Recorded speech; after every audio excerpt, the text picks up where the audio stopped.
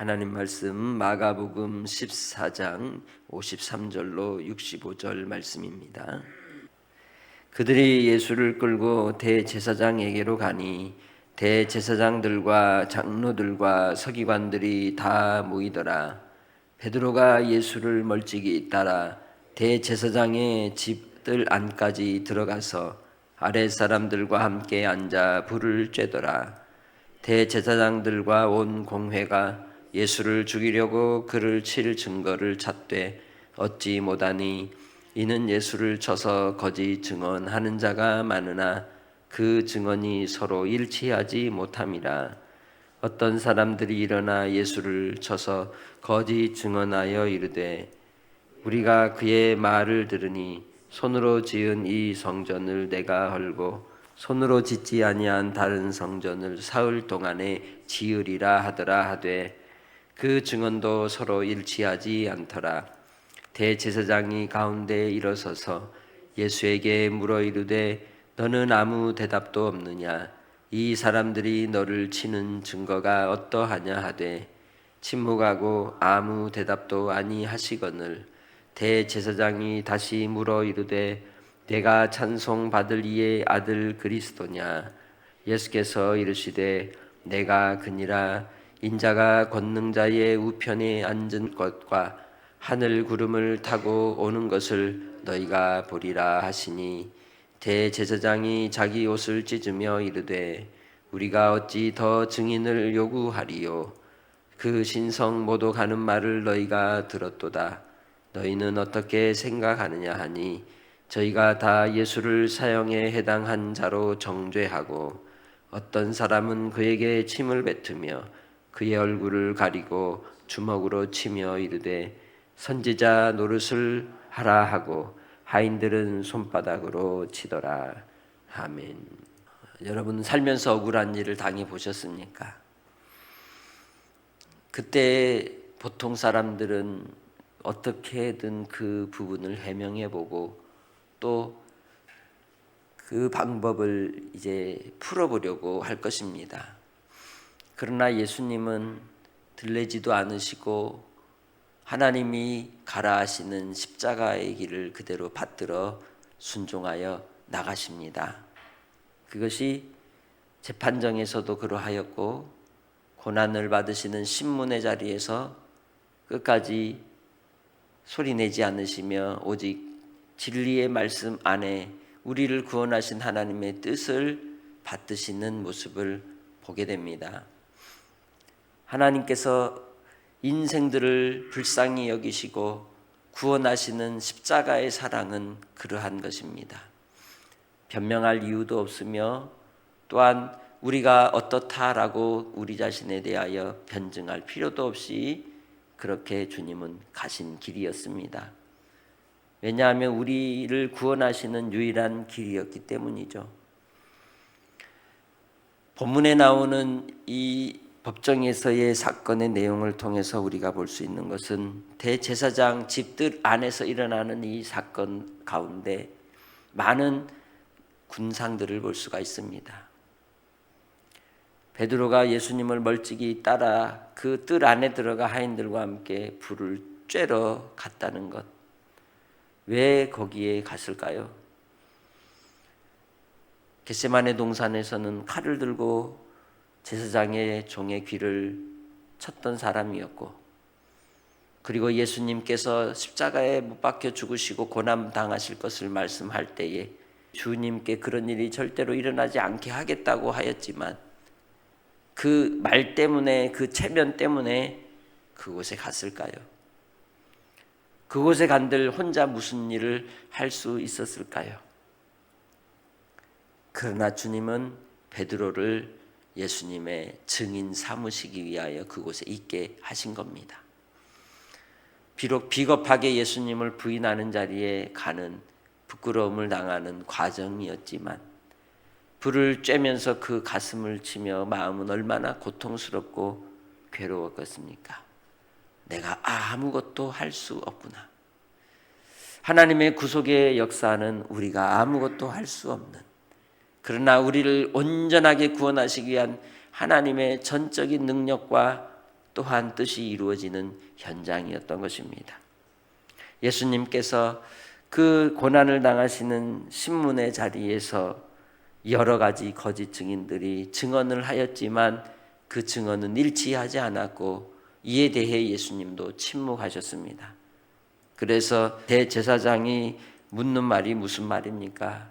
61절에 네가 찬송받을 이의 아들 그리스도냐라고 묻고 있는 거죠. 찬송받으실 이의 아들 그리스도. 찬송받으실 이는 하나님을 일컬어 말씀하는 거죠. 이렇게 질문하는 것은 예수님을 신성 모독죄로 걸고자 함이었지만 그러나 그것은 진실이었습니다. 예수님이 그래서 뭐라고 62절에 말씀합니까? 내가 그니라 인자가 권능자의 우편에 앉은 것과 하늘 구름을 타고 오는 것을 너희가 보리라 하시니. 이 말씀은 다니엘서 7장 13절로 14절에 말씀하는 인자 같은 이가 권능을 하나님께로 받아 이 땅에 구름 타고 오시는 장면과 연결하여서 그 예언의 말씀이 응하시고 또한 우리의 주 되신 예수님은 하나님의 아들이시요 우리의 구원의 주가 되시고 사망 권세를 이기실 분이심을 예수님께서 스스로 증언하는 내용인 것입니다. 우리는 예수님을 어떻게 믿습니까? 예수님을 누구로 믿습니까? 나의 인생 속에 필요를 공급해 주시는 요술램프의 진이처럼 생각하고 있지는 않습니까? 우리 주님은 나의 삶의 전부가 되시고 나를 이끄시는 구원의 주이십니다. 내가 이 땅의 삶을 통해 믿음으로 동행하시는 동행자이시기에 나의 삶을 하나님께 의탁하고 의지하며 살아가는 믿음의 성도들이 되시기를 바랍니다. 주님께서 대제사장 앞에서 이 증언하는 바는 베드로가 들은 바이고 또한 그 가슴에 주님께로부터 3년 동안 보았던 모든 목격자로서 주마등처럼 예수님과 함께 했던 3년들이 그 모닥불 불꽃 속에서 자기의 눈에 비치는 장면과 연상하여 생각해 볼 만한 부분인 것이죠. 예수님의 말씀 한마디 한마디가 베드로의 가슴에는 비수처럼 꽂혔을 겁니다. 우리도 예수님을 믿고 이 땅의 삶을 살 때에 여러 상황과 또 환경 속에서 끊임없이 고통하고 고뇌하고 고난 가운데 있을 때에도 주의 말씀이 우리의 가슴에 박혀 우리를 깨닫게 하실 때가 있습니다. 그 말씀이 나를 살릴 때가 있고 나를 위로하실 때가 있고 다시 나에게 용기를 주고 일어나게 해주시는 은혜가 있는 것이죠. 그렇게 하나님의 아들이신 예수님은 고난의 자리에서도 그의 제자였던 베드로를 깨우치시고 일으키시고 증인되게 하시는 현장으로 삼으신 것입니다. 우리가 살아가는 오늘 하루의 삶도 주님이 함께 하시기에 어떤 형편과 상황 속에서도 하나님은 찬송받으시기에 합당하신 분이시며 그의 아들 예수 그리스도를 통하여 나를 살리시고 나를 이끄시고 섭리하여 인도하여 주시는 분이시라는 걸 기억하시길 바랍니다. 그 하나님이 나의 하나님이십니다. 나의 주가 되십니다. 나의 구원의 하나님을 찬송하며 오늘 한 날도 주님 안에 거하는 믿음의 권속들이 되시기를 바랍니다.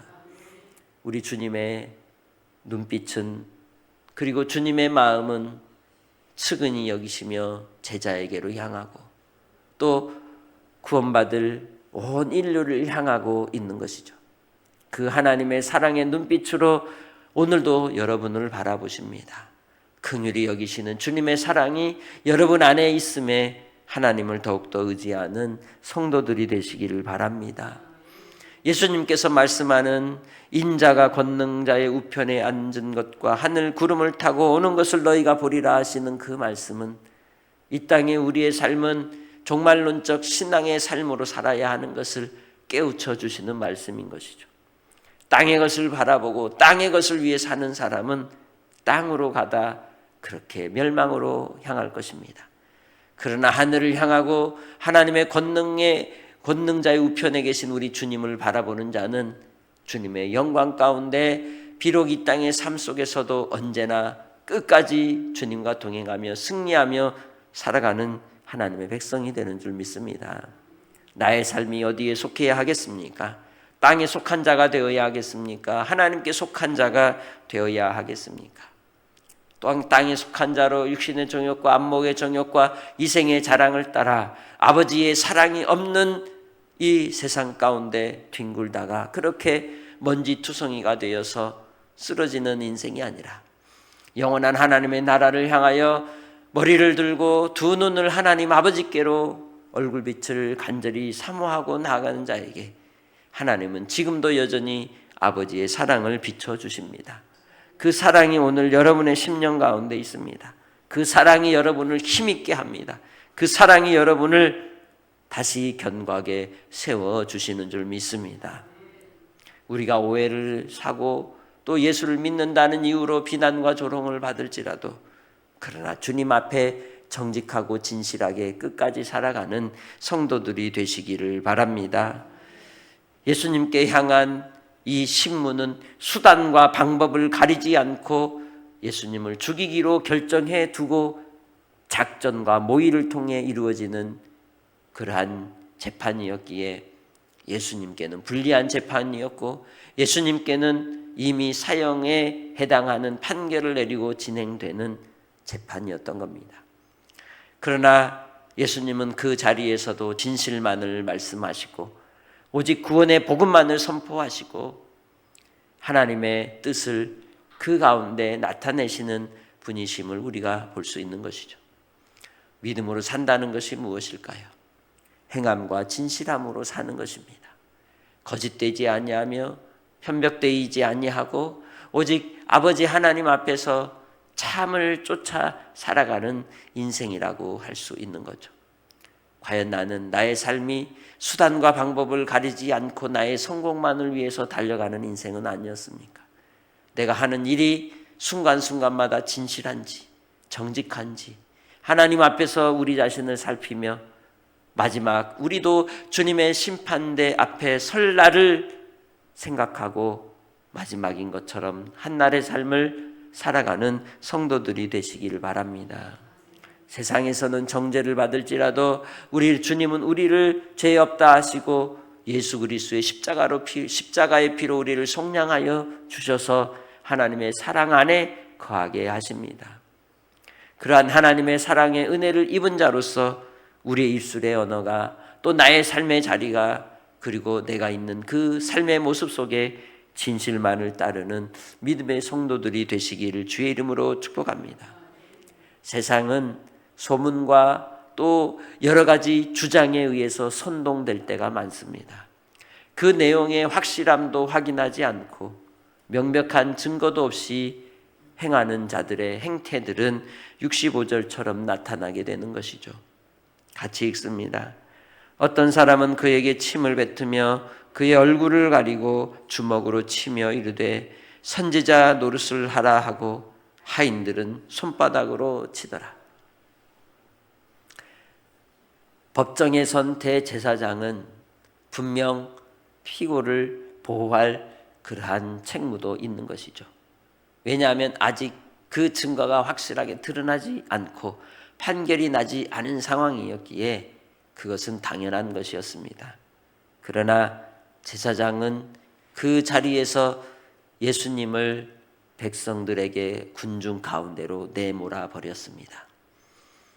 그 예수님께서는 침뱉음을 당하셨고 얼굴을 가리며 주먹으로 치는 고통을 당하셨고 선지자 노릇하라는 비난과 조롱을 받으며 심지어는 하인들에게까지 손바닥으로 뺨을 맞는 수모를 당하셨습니다.